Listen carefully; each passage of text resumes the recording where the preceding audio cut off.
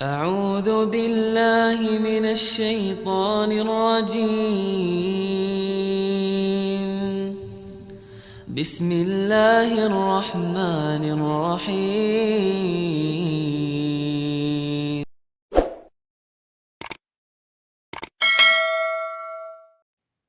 Bismillahirrahmanirrahim. Alhamdulillahirabbil alamin. Wa bihi nasta'inu ala umuri dunya waddin. Assalatu wassalamu ala asrofil anbiya wal mursalin wa ala alihi wa ashabi mujahidin at-tahirin nama ba'du.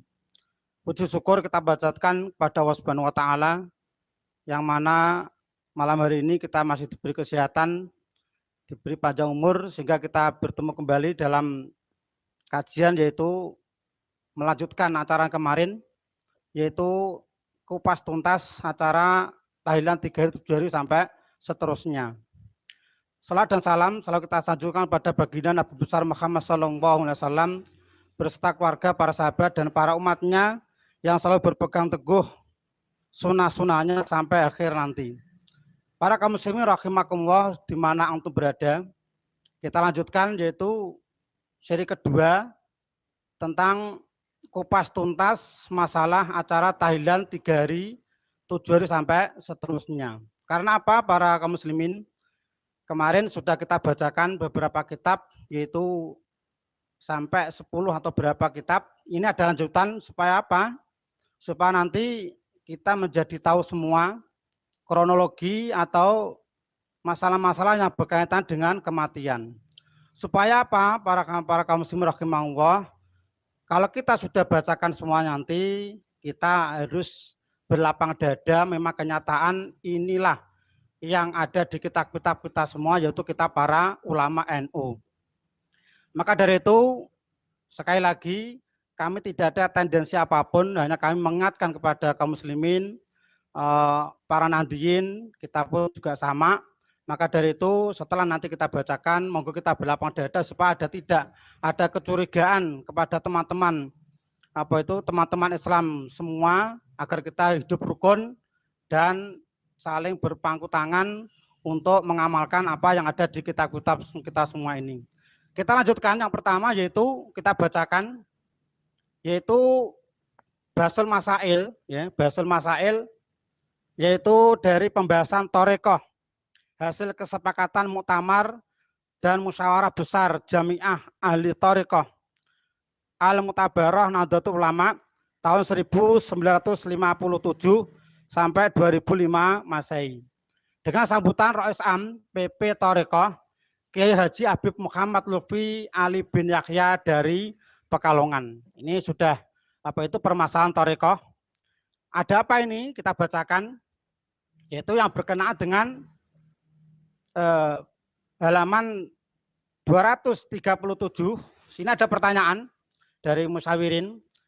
Penyusun pertama bacaan tahlil atau tahlilan. Soal siapakah penyusun pertama bacaan tahlil?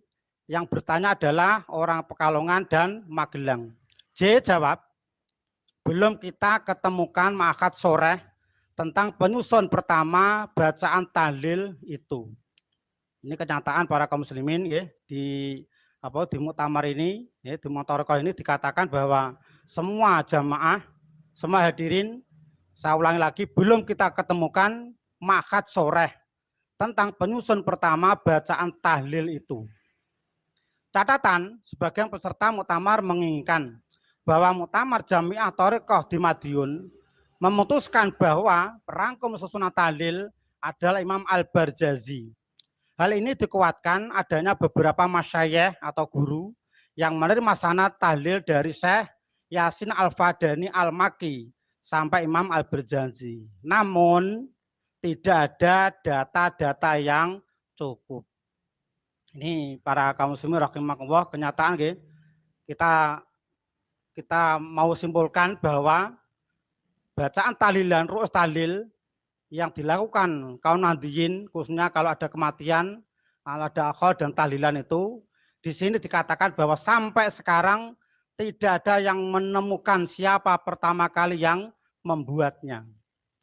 Ini gimana nih nuwun sewu nggih, saya hanya membaca bukan membuat.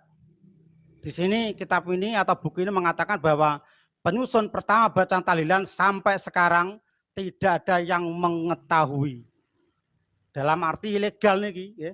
Karena apa? Karena sampai sekarang dikatakan di sini tidak ada yang mengetahui. Hanya dinisbatkan kepada Imam Al-Barzanji. Namun tidak ada data-data yang cukup. Ini sekali lagi kami minta maaf karena hanya membaca. Kita simpulkan bahwa ru'us tahlil dan rangkaian tahlil semua itu di sini dikatakan tidak ada sama sekali orang yang berani mengatakan bahwa itu adalah ciptaannya. Maka dari itu, di sini saya tidak mengada-ada, namun kenyataan di Basul Masail Thariqah yang dipimpin Mbah Lutfi Pekalongan mengatakan buku ini bahwa bacaan tahlil, rangkaian tahlil sampai sekarang tidak ada yang mengetahui. Ini termasuk kita hormati, ya. Ini adalah hasil muktamar itu dari permasalahan Thariqah, kesepakatan muktamar dan musyawarah besar Jami'ah Nahdlatul Jami'ah Thariqah Al-Mutabarrah Nahdlatul Ulama. Ini monggo bisa dibeli di mana saja ada nih, ya. Ini buku ini sudah tersebar dimanapun. Alhamdulillah saya bisa memiliki dengan kehendak Allah kita bisa menjalankan kepada masyarakat bahwa acara tahlilan, acara tahlil dan sebagainya itu sampai sekarang menurut buku ini tidak ada yang mengetahui atau yang mengakuinya. Nih, padahal nusewu tahlilan adalah dagangan kaum Nahdliyin, tapi kenyataan dagangan itu tidak ada yang mengetahui. Langsung kita kupas lagi yaitu di kitab Bulughul Maram, ya, kitab Bulughul Maram yaitu Adillatul Ahkam Al-Imam Hafidz bin Hajar Asqalani. Di sini dikatakan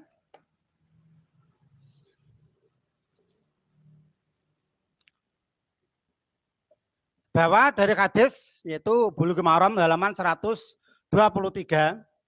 Di sini Nabi SAW bersabda, hadis lewat dari An Abdillah bin Ja'far radhiyallahu anhu ta'ala anhu qol lama ja'an na'yu Ja'far hina kutila, yaitu dari Abdillah bin Ja'far berkata bahwa ketika datang berita kematian Ja'far, hina kutila ketika ada datang berita dari Ja'far yaitu mati syahid, kalau Rasulullah SAW bersabda Rasulullah SAW, isna'u li Ja'far ta'aman, buatlah makanan untuk keluarga Ja'far yaitu makanan. Karena apa? Fakot atagum ma yasgilugum.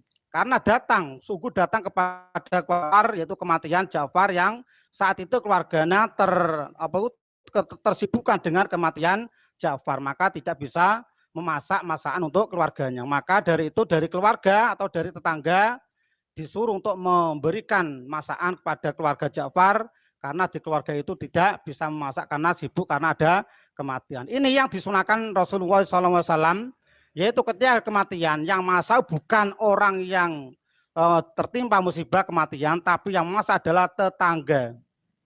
Ini adalah sunnah Rasulullah SAW kepada kaum muslimin, malah terbalik, yang masak malah yang ditimpa musibah, yang tidak ditimpa musibah, yang takziah malah makan-makan di tempat itu yang disuguhkan oleh ahli mayit. Ini ironis, ya. Ini Bulughul Maram, halamannya 123 mengatakan bahwa ketika datang berita kematian Ja'far, sahabat Nabi SAW, Nabi bersabda kepada sahabat-sahabat supaya membuatkan makanan. Sungguh datang di keluarga Ja'far yaitu tertimpa musibah yaitu kematian Ja'far. Ini harus ditindaklanjuti kepada kaum muslimin. Seharusnya yang membuat makanan, ya, itu bukan keluarga mayit, tapi harusnya tetangga dan kerabat. Tapi sekarang ini terbalik.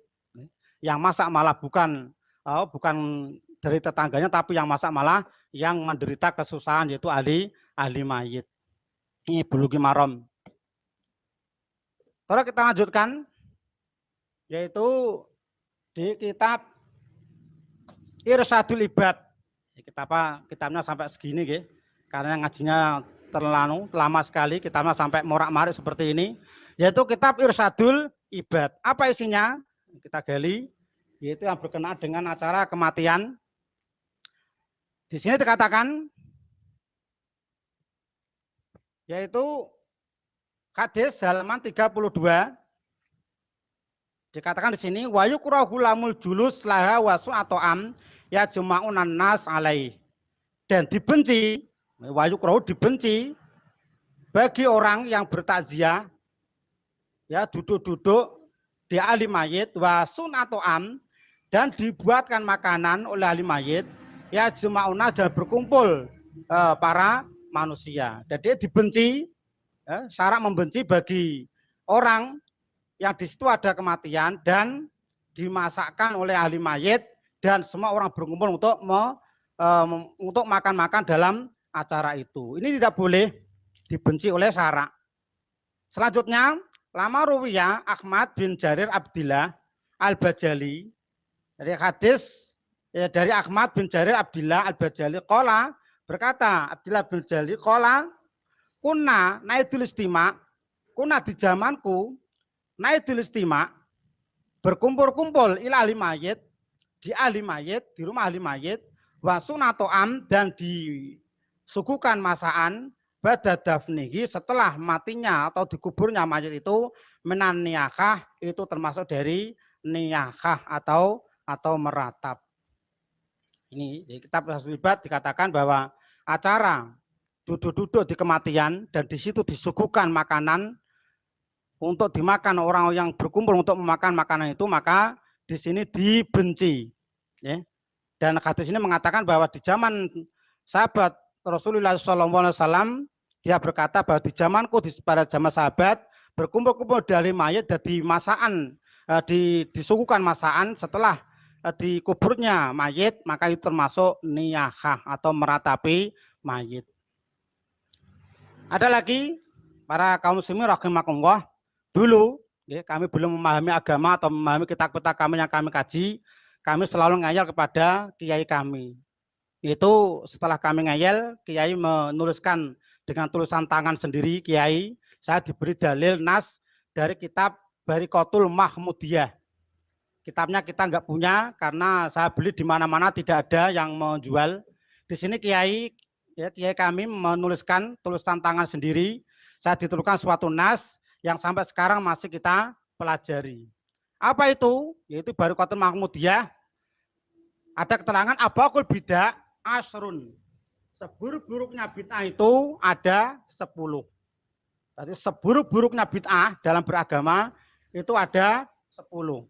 Al-ula yang pertama yaitu tilawatul Quran bil ujroh, membaca Quran dengan meminta upah. Ini kebiasaan orang-orang desa, setelah ada kematian ini dibacakan Quran dan yang baca Quran meminta upah untuk bacaannya itu. Kalau mulang mengajar di sekolah atau pesantren itu insya Allah boleh. Tapi kalau dimaksudkan untuk seperti itu acara kematian dan membaca Quran dengan meminta upah, ini termasuk akbakul bid'ah, sejelek-jeleknya bid'ah. Yang kedua yaitu to'amut mayit, yaitu memberi makan mayit. Ini saya kasih yaitu dalam artian walimah, makan-makan mayit. Karena apa para kaum muslimin rahimakumullah? Makan-makan walimah itu identik dengan orang senang. Seperti apa? Seperti walimatul arus. Itu boleh mengadakan makan-makan atau mengadakan walimah. Tapi masalah kematian itu adalah walimah kesusahan. Jadi bukan untuk makan-makan tapi hanya menghibur ahli mayit. Ini terbalik.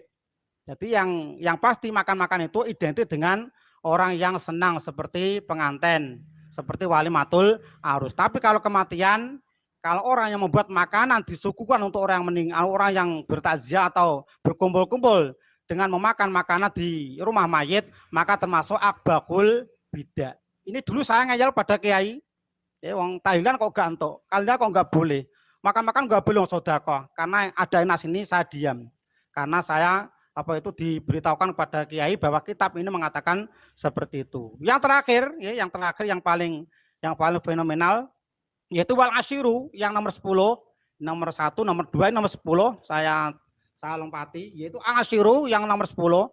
Ijma'un nisa, kumpulnya orang-orang wanita, ya. Wa tauhidi, dan tahlilan orang wanita, hinna yaitu wanita, bil jari dengan suara yang keras. Wa qiraatihinna dan bacaan orang wanita maulidi dengan baca sholawat Nabi atau berjanjin di speaker-speaker di musola masjid biljari dengan suara yang keras. Bikhaisu yasmuhu rijal min kharijil baiti dan sampai didengar oleh kaum pria dari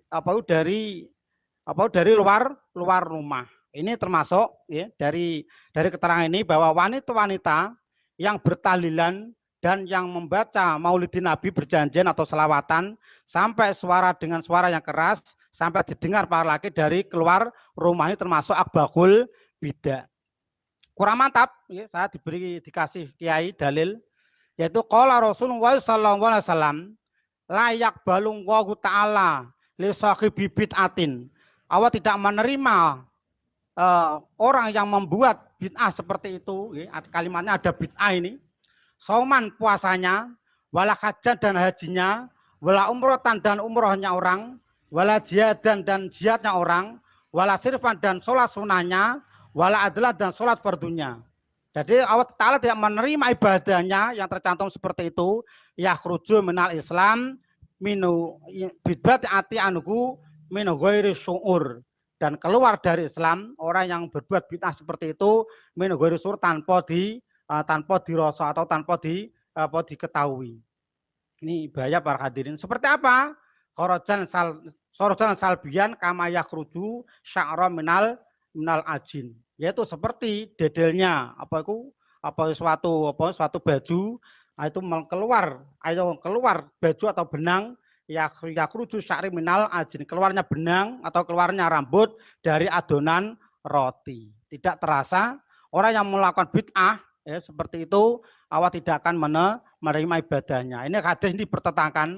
Ada yang mengatakan sahih, ada yang mengatakan dhaif. Tapi untuk penghati-hatian para kaum muslimin rahimakumullah, untuk berhati-hati marilah kita jangan membuat bid'ah karena bid'ah disenangi setan daripada maksiat. Al bi'atu akabu setan minal ma'asi.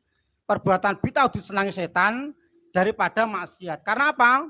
Bid'ah itu dia mengira bahwa bid'ah adalah agama. Tapi karena maksiat dia tahu bahwa itu maksiat, maka dia akan tobat dari kemaksiatan. Tapi kalau orang yang berbuat bid'ah tidak mau tobat karena apa? Dia menyangka bahwa bid'ah itu adalah termasuk ibadah. Ini ya. Ini kenang-kenangan kami kepada kiai dulu, saya pernah ngaji, saya ngeyel kepada beliau, namun setelah diberi keterangan saya nggak mampu untuk memberikan dalil. Sampai sekarang ini sekitar tahun 2004-2005 saya ngaji sampai sekarang masih saya lestarikan tulisan kiai itu. Yang selanjutnya yaitu kita buka ini Musewu, ini adalah kitab NO semua ini. Saya NO, saya masih mengakui guru-guru NO, saya masih sayang beliau ya. Maka dari itu yang saya bacakan ini bukan dari kitab siapa-siapa tapi dari kitab NO sendiri. Sini ada keterangan yaitu wa ya'za'aluhu ila salasati ayyam min dafnihi, yaitu bertakziah menghibur ahli mayit ila salasati dari 3 hari dari dikuburnya mayit. Jadi bertakziah menghibur menghibur keluarga mayit sebaiknya itu hanyalah 3 hari setelah kematian. Di sini ada keterangan di bawah. Tolong saya bacakan. Kalau ada salah mohon maaf karena kebodohan kami. Ini karena saya hanya membaca, yaitu wal ula yang utama. Karena apa? Li'annahu waqti syadidil khazan. Karena saat itu yang ditimpa musibah itu sangat sedih sekali. Jadi yang utama orang bertakziah itu adalah sebelum mayat dikubur. Karena apa? Karena dia senang sekali tetangga, kerabat, teman-teman hadir untuk menyaksikan di acara seperti itu. Kalau dia di situ bisa menyolati, bisa mengantarkan di kubur. Yang utama yaitu orang yang bertakziah yaitu sebelum mayat itu dikubur. Karena apa? Yang tertimpa musibah saat itu adalah paling berat-berat susahnya. Terus watakuna fi salasati ayyam. Karena apa? Karena ada di situ yaitu di hari ketiga li'anal kuwatal khazan, yaitu di hari ketiga itu kekuatan dia itu karena kesusah. La tajida alaiha fil ghalib jangan ditambah sampai 3 hari ke depan. Karena apa? Karena umumnya orang yang susah itu hanya 3 hari. Terus wabata salah satu makruhku, sesudahnya 3 hari makruh dibenci. Ini para hadirin ya, dari kitab Kifatul Akhyar ini ya, saya kasih judulnya Kifatul Akhyar. Ini adalah Syafi'i ya, adalah Syafi'i halaman 171, dikatakan bahwa sebaik-baiknya orang yang bertaziah itu yang baik adalah sebelum mayit dikubur. Karena apa? Saat itu memang sangat sedih sekali ahli mayit setelah ditinggal keluarga yang meninggal. Dan orang yang bertaziah setelah 3 hari maka makruh dibenci, tulis syarak. Karena apa? Li'annaha tajdul khazan. Karena sesungguhnya orang yang bertaziah selesai atau setelah 3 hari itu adalah membarui susahnya orang yang ahli mayit. Jadi susah, ya sudah setelah 3 hari dia susah ketinggalan orang yang dicintai, dan susah kalau ada acara 3 hari, 7 hari sampai 40 hari susah untuk membiayai orang yang datang untuk bertaziah. Seperti tahlilan 1 hari, 3 hari, 7 hari sampai 40 hari. Malah sekarang setiap malam Jumat sampai 40 hari ada tahlilan. Ini jelas ini menyusahkan. Maka kalimat li'annaka tajdul khazan, sesungguhnya orang bertaziah kumpul-kumpul di ahli mayit setelah 3 hari adalah memperbarui susahnya orang yang ditinggal mayit. Karena apa? Waqad ja'ala, sungguh menjadikan Rasulullah SAW niatul khazan salasa. Orang yang kuat-kuatnya orang yaitu setelah 3 hari. Fafi Sohaini, dari hadis Sohaini yaitu Bukhari dan Muslim. Nabi SAW bersabda bahwa kuat-kuatnya orang yang ditinggal mayit itu adalah sampai hanya 3 hari. Setelah 3 hari dia sudah bisa mengendalikan diri karena mendapat musibah dari Allah Subhanahu wa Ta'ala. Kita bisa simpulkan bahwa yang utama orang bertaziah kepada ahli mayit yaitu sebelum mayit dikubur, karena memang sangat susah sekali. Dan setelah 3 hari seterusnya itu dibenci oleh syarak. Karena apa? Selalu memperbarui susah yaitu orang yang ditinggal mayit. Dan Nabi sendiri SAW menjadikan 3 hari adalah waktu yang paling ideal untuk memikirkan kesusahannya. Setelah 3 hari selanjutnya insya Allah dia akan menerima musibah yang ditimpakan oleh mereka. Kalimatnya adalah takziah. Kalimatnya takziah, bukan tahlilan, tapi takziah. Kitabnya seperti itu. Terus kita gali lagi yaitu di kitab Adhkar An-Nawawi. Ini kemarin sudah saya bacakan tadi masalah khilaf atau perbedaan baca Quran sampai atau tidak. Tapi ada keterangan di sini yaitu bab takziah. Bisa dilihat ya, bukan bab tahlilan, tapi bab takziah, menghibur orang yang kesusahan. Yang di bawah ada keterangan itu di kitab Adhkar An-Nawawi halaman 126. Di sini ya. Qol ashabina, berkata sahabat kami yaitu sahabat-sahabat para ulama Syafi'i berpendapat waturau taziyah, dan dimakruhkan dan dibenci sahabat ulama dari Syafi'i membenci orang yang taziyah pada salah satu ayam setelah 3 hari. Jadi syarat sini mengatakan bahwa Syafi'i dan para pengikutnya berpendapat bahwa dibenci orang bertaziah setelah 3 hari. Karena apa? Li'anna taziyata li taskina qalbi maswabi. Jadi orang yang bertaziah itu adalah, sesungguhnya taziah adalah untuk menenangkan hati orang yang mendapat musibah. Jadi sebaiknya kalau taziah itu sebaiknya adalah hanya kurang dari 3 hari.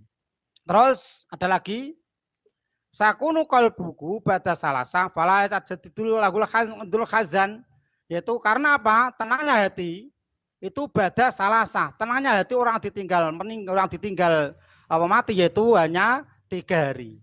Maka fala tajidul khazan, jangan sampai diperbarui dengan susah. Susah apa? Susah karena diperbarui dengan cerita-cerita yang tidak bermanfaat, dan susah lagi untuk menyediakan makanan. Karena apa? Kebiasaan di desa kalau ada kematian pasti orang yang ditinggal mati malah menyediakan makanan. Maka menjadi susah ditinggal mati, susah menyediakan makanan sampai hutang-hutang di bank. Karena ada pengalaman, ya, ini saya lihat sendiri teman saya, ya, teman saya bergaul saya, dia cerita bahwa akan mendapat uang dari bank 2 juta. Saya tanya untuk apa itu? Untuk membeli kambing karena ada acara 100 hari ayahnya. Masya Allah, ini berat sekali. Gitu. Jadi nyedekah wong tuane, bersedekah orang mati, orang mayat, malah utang bank, ya, berutang kepada bank.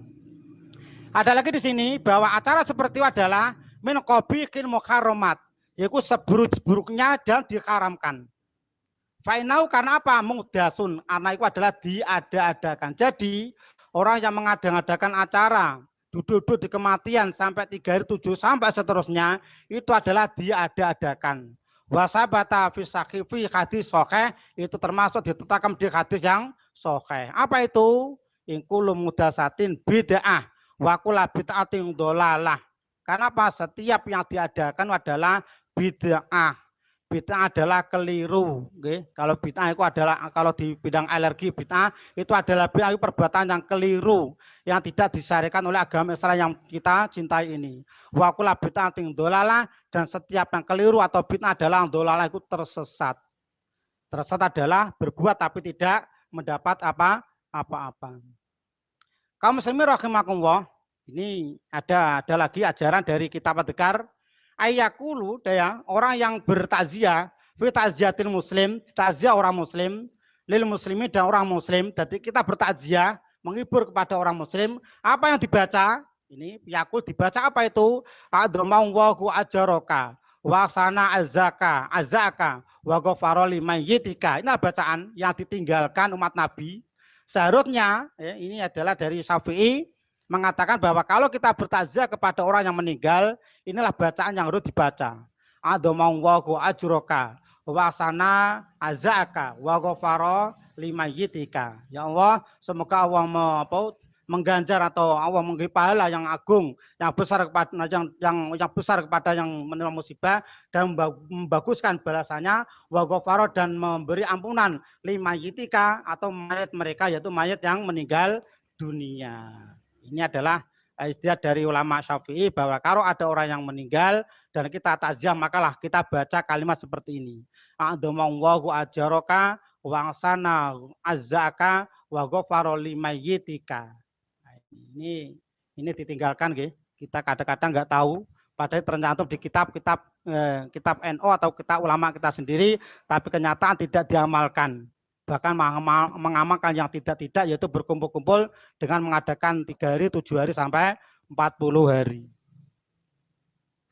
Kita lanjutkan lagi, yaitu kita baca di kitab Tanwirul Qulub.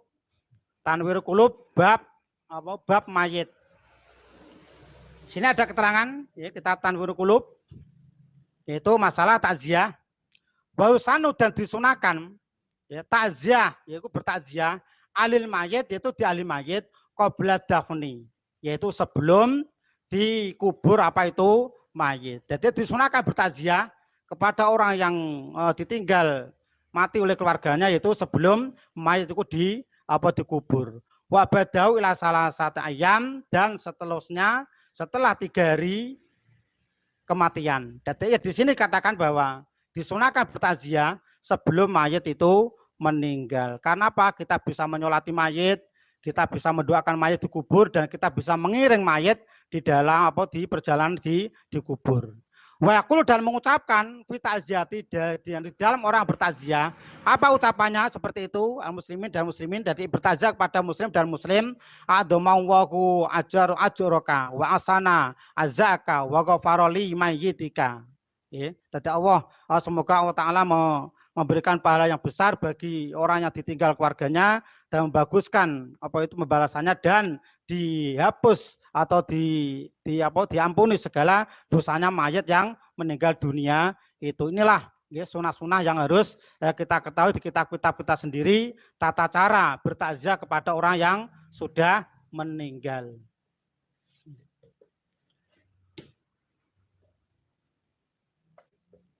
Selanjutnya, ya, kita bacakan, yaitu kitab Nurul Mubin fi adabis musallin, adab musolanu persolatan, dirakit dening Kiai Haji Misbah Mustafa Bangilan Tuban. ini masih termasuk kerabatnya Gusmus, paman dari Gusmus Rembang. Ini menyikapi masalah apa? Yaitu menyikapi masalah yang berkaitan dengan khol kematian.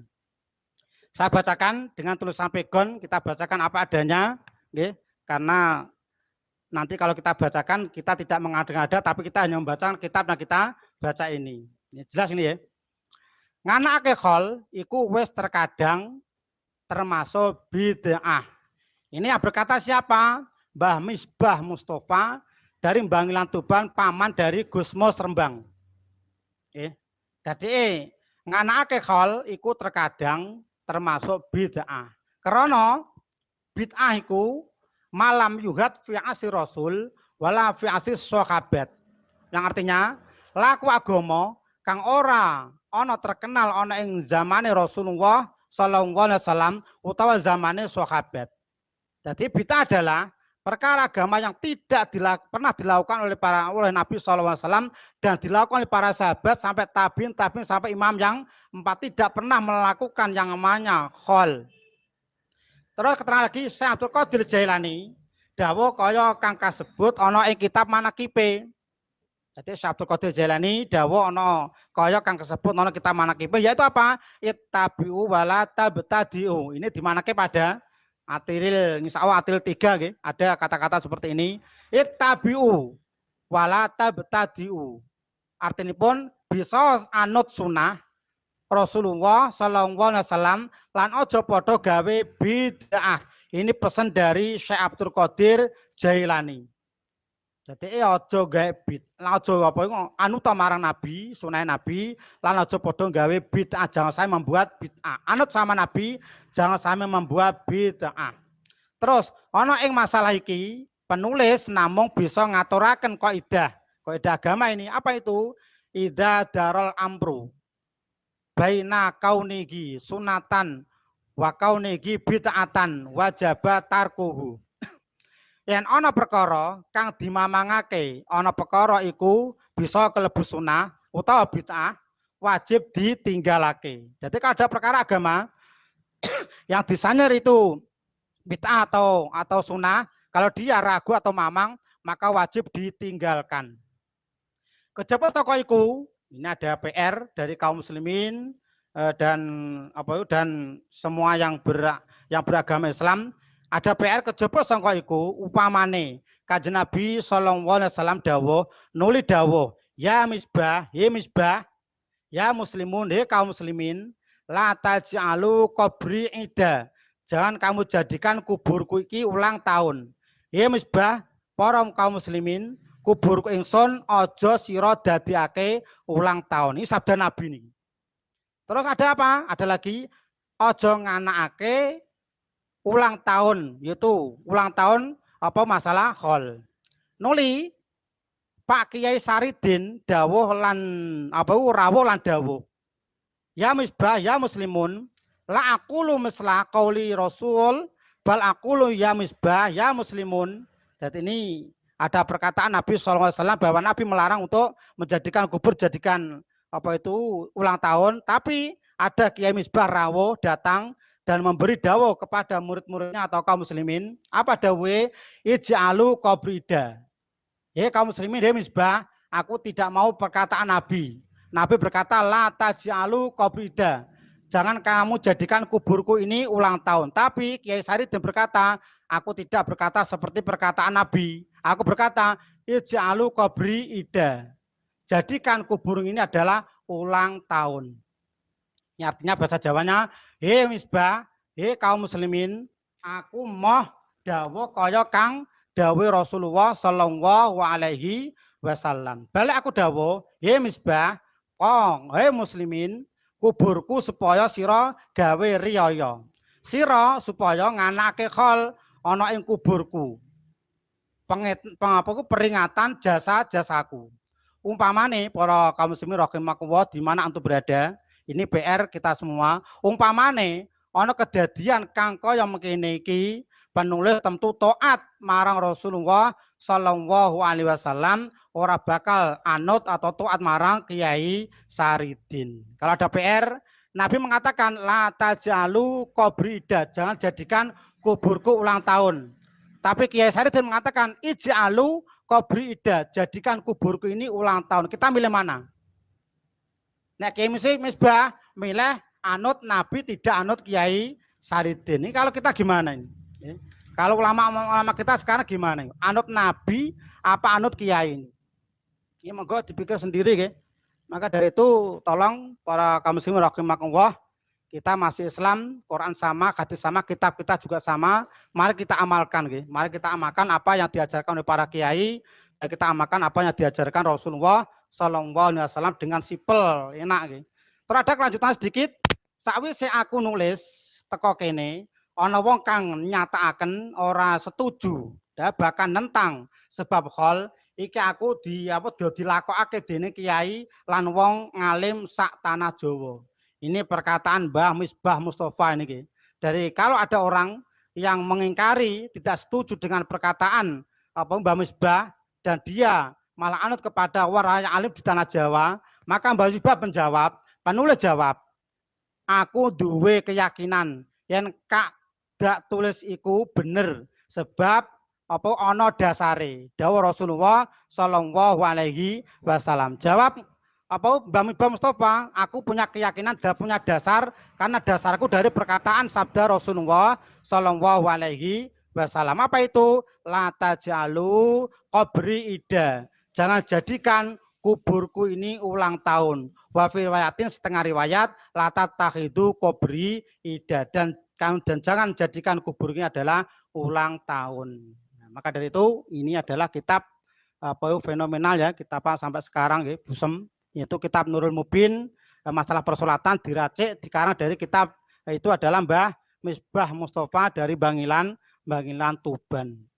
Maka dari itu para hadirin, para kaum muslimin rahimakumullah di mana Kang itu berada ya, maka dari itu ya, selesai sudah yang itu yang bisa kita ketahui.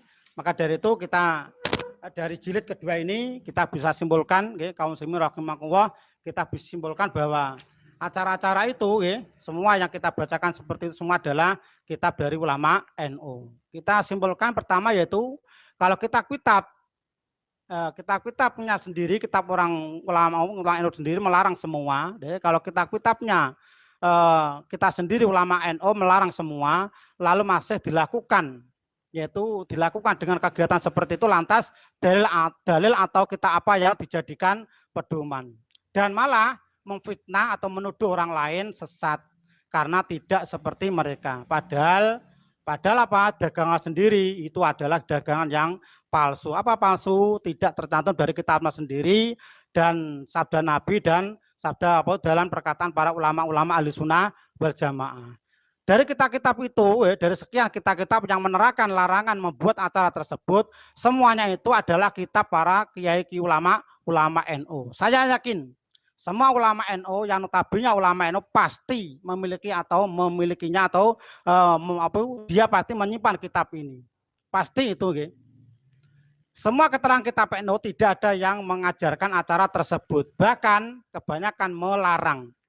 Dari keterangannya ada yang membid'ahkan dan ada yang bid'ah mungkar, juga ada yang mengharamkan.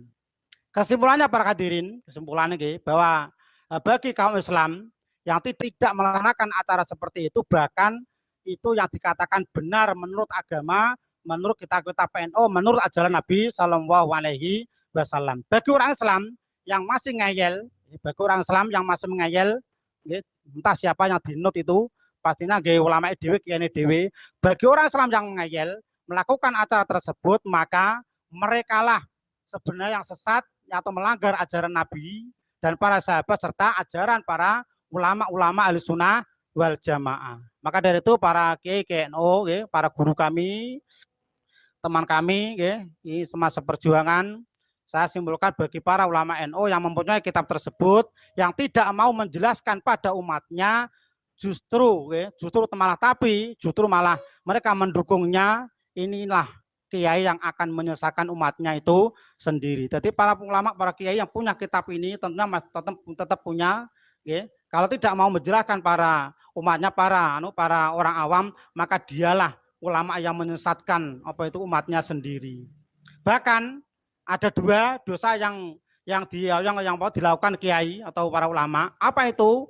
Menuduh orang lain sesat atau menuduh orang Wahabi karena tidak tahlilan 3 hari, 7 hari sampai 1000 hari. Padahal di kitabnya sendiri ya melarangnya. Harusnya kiai itu malu dan kepada umatnya. Jadi ya kalau dia menuduh orang yang tidak tahlilan itu sesat, bahkan dia harus malu karena apa? Di kitab sendiri tidak ada yang melakukan, tidak ada yang mengajarkan. Dan yang kedua adalah membohongi umatnya yang awam dengan agamanya. Akhirnya apa? Umatnya menjadi korban atas kebohongannya itu. Karena apa? Mereka menganggap kiai itu pasti benar. Akhirnya apa yang terjadi? Yaitu yang ulama kiainya istiqomah berbohong, yang dibohongi juga mau. Ini para hadirin, monggolah kita bertolabu yang banyak. Ya. Tanyalah kepada ulama kiai yang notabene memang ulama itu memang benar-benar berpegang teguh kepada sunnah Nabi, berpegang teguh kepada ajaran sahabat, berpegang teguh kepada ulama-ulama sunnah dan berpegang pada kitabnya. Sendiri insya Allah para hadirin, para kaum muslimin rahimakumullah, kalau kita bisa menyadari ulama sendiri, kita punya sendiri melarang, monggolah. Ya, dengan mengatakan Bismillahirrahmanirrahim, semoga apa yang dituduhkan seperti itu jangan sampai diteruskan. Ya, kita mengharap pada Allah Subhanahu wa taala, semoga kita diberi daya, semoga kita diberi kemampuan untuk bersatu padu dan menyadari apa yang kita alami memang salah, harus kita mengakui dan akhirnya umat terjaga dari kesalahan. Sekian dari kami. Kalau ada salah, minta maaf karena kebodohan dan karena kesalahan kami, dan kalau ada benarnya pasti dari Allah dan Rasulnya yang terlepas dari kesalahan. Maka dari itu sekali lagi saya minta maaf yang sebesar-besarnya. Sekali lagi kita tidak akan mengkapai apapun. Yang saya baca adalah kitab-kitab sendiri, semoga bisa dimengerti dan difahami kita semua. Mari kita tutup dengan adalah alhamdulillahirabbil alamin, subhanaka wa bihamdika asyhadu an la ilaha illa anta astaghfiruka wa atubu ilaik. Wassalamualaikum warahmatullahi wabarakatuh. Alhamdulillahirabbil alamin. Segala puji bagi Allah, Tuhan seluruh alam.